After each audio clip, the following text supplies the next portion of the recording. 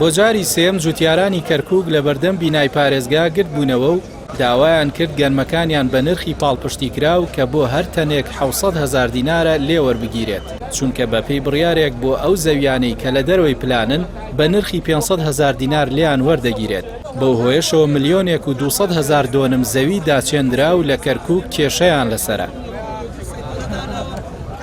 جوتیاران تووڕەن لە بەرپرسانی کورد لە بەغداد کە هیچ ڕۆڵێکی جددی بۆ چارەسەری کێشەکانیان ناگێڕن. داواکاری لە هەموو نوێنەرانی کورد لە بەغا بەداخەوە هەتا ئیستا مڵکی ئەتفال لە پەرلەمانش دەنگی پێدراوە بەداخەوە بۆ نوێنەرانی کورد هەمووی پۆستی باڵامانەیە لە بەغا بەداخەوە هیچیان جێبەجێی ناکەن هەتا ئەم دەقەیە ئێمە ڕۆژی ئەم شەقی ئەوەیە کای خۆین کوردانی خۆمان جێبەجێی ناکەن کوا نوێنەرانی کوردمان لە بەغا کوا مڵکەکانمان تاکەی بەڕاستی بەسە. ئەم نرخەی کە دیاری کراوە بۆ جوتیاری دەرەوەی پیلان زۆر کەمترە لەگەڵ جوتیاری ناو پیلان.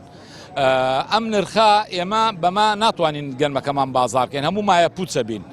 و جیاکاری کراوە لە هیچ شوێنێکی دنیا نەبووە دوو گوند بە تەنیشت یەکەوە بن بەسەم بۆ نمونە تۆبزاوە بە نرخێ گەنمەکەی بە بازارکە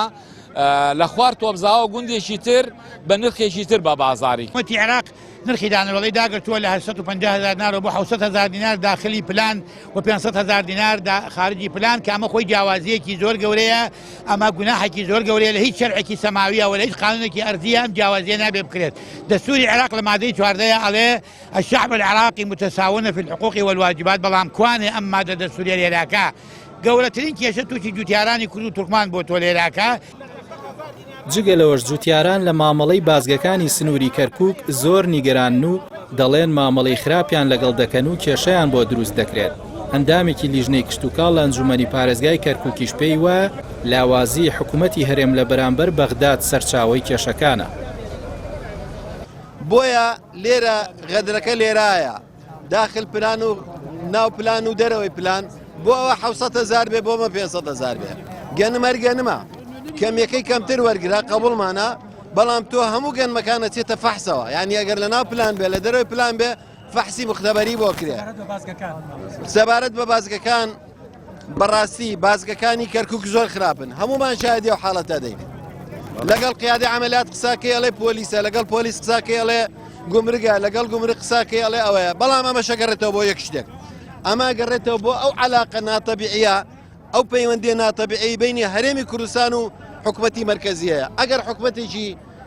تۆکمەمان نەبێ لە هەرێم ئەمە قبول ناکە ئەمە بێ چارەسەری بکە تۆ کێشەی گومرگت هەیە بێ لەگەڵ بەغایە چارەسەری بکەی. جوتیارانی کەرکووک هۆشداری دەکەن و دەڵێن ئەگەر لە ماوەی 2 ڕۆژدا کێشەکانیان بۆ چارەسەر نەکرێت ناڕەزایەتیەکان بە شێوەیەکی فراوان دەبەنە سەر شەقام و ڕێگەی کەرکووک هەولێر دادەخەن.